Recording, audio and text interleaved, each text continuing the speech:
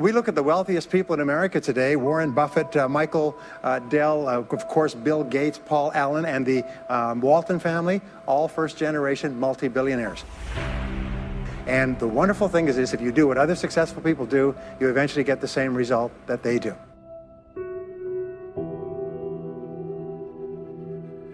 There are many ways to get the things that we want for ourselves in our lives. But basically, it all begins with how we choose to think.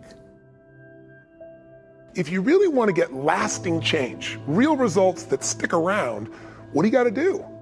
If you want lasting change, you've got to give up this idea of trying something. You got to decide you're going to commit to mastery. Most people dabble. They talk about, well, I'd like to change my body, I'd like to make my relationship better, I'd like to have more passion there, but they don't know what to do, and even if they did, they don't have enough detail to be able to follow through. If we want to achieve another result that we've never achieved before, then we have to become somebody different. We have to upgrade our skills, we have to upgrade our behaviors, we have to master our emotions better. Self-made millionaires have been studied exhaustively, they've been analyzed, they've been interviewed by the hundreds of thousands and millions, and what we know is exactly who they are and what they do and how they think. And the wonderful thing is this: if you do what other successful people do, you eventually get the same result that they do. Walt Disney said, if you can dream it, you can do it, which means that you're never given a dream that comes out of your own desire place that isn't something you have the capacity to fulfill. You may have to learn some new skills, you may have to partner up with some people, you may need to learn how to access some new resources along the way, but all of that is possible if you'll simply dream the big dream. Have a mind that is open to everything and attached to nothing. One of the central principles of my life is that no one knows enough to be a pessimist about anything.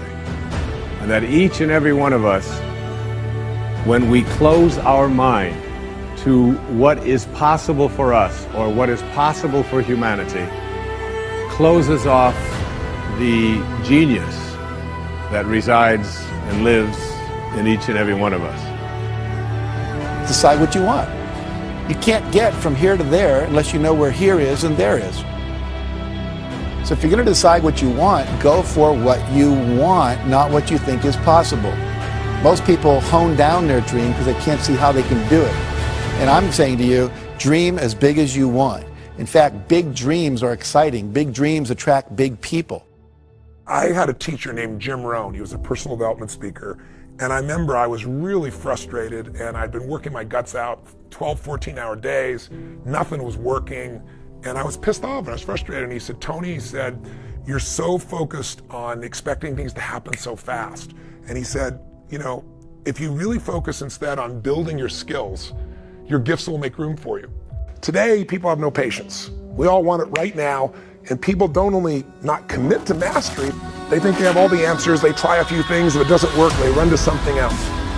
If you want a great jump in the quality of your life, an extraordinary jump in the quality of your life, you got to set yourself up to win. You got to set yourself up with a process that allows you to consistently grow, consistently enjoy your life, and consistently produce the results that you're really after. Success is very simple.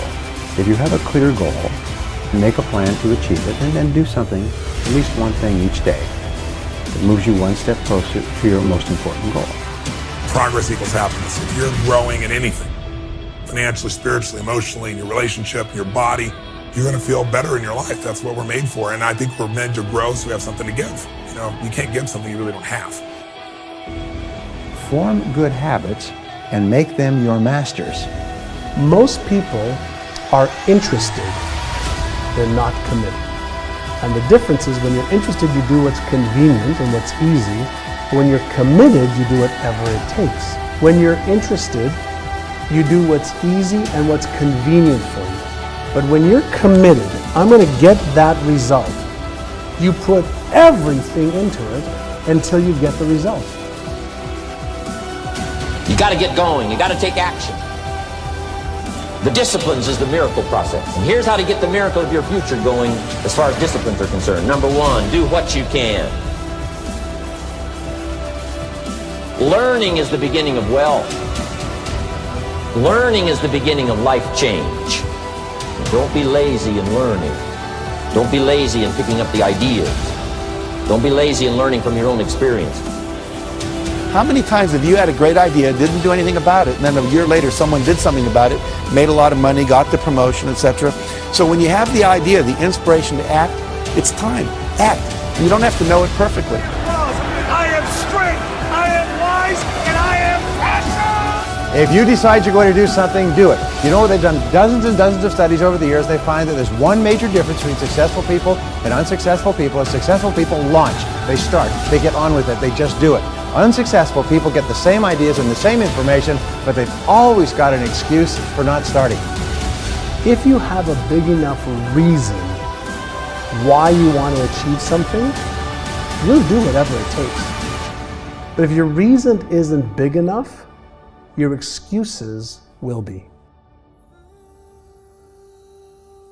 And one of the things that we kind of believe and hang on to and live with is this whole idea that all of the things that happened to me in my past are what are keeping me from doing what I'd like to do today.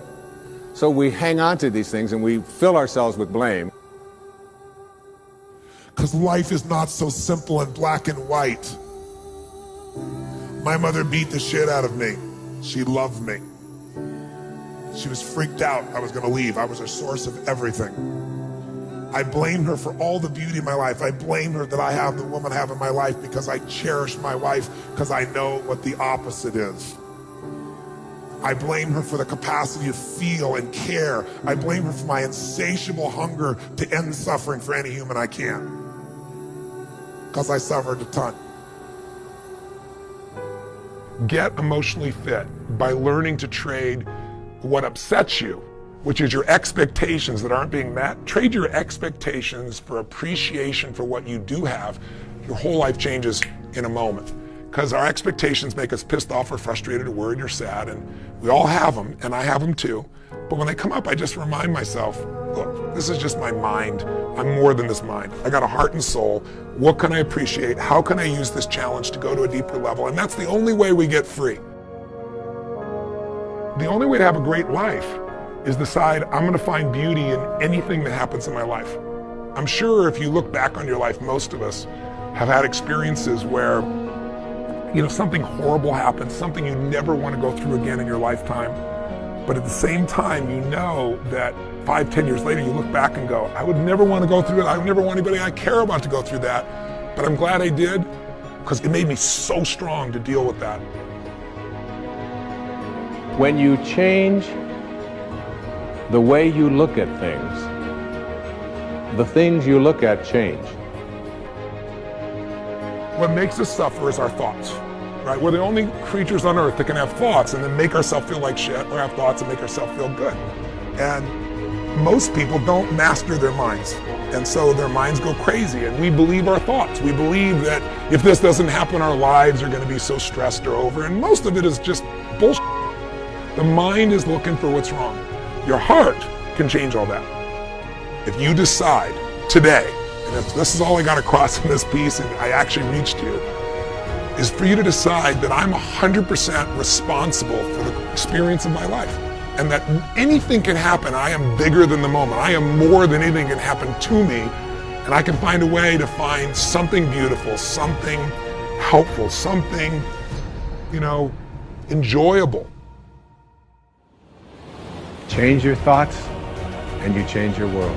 Change your expectations and you change around what you begin to manifest and see showing up in your life. I'm not asking you to stop blaming. I'm saying blame elegantly, blame intelligently, blame effectively. Blame at the level of your soul, not the level of your head. No more blame.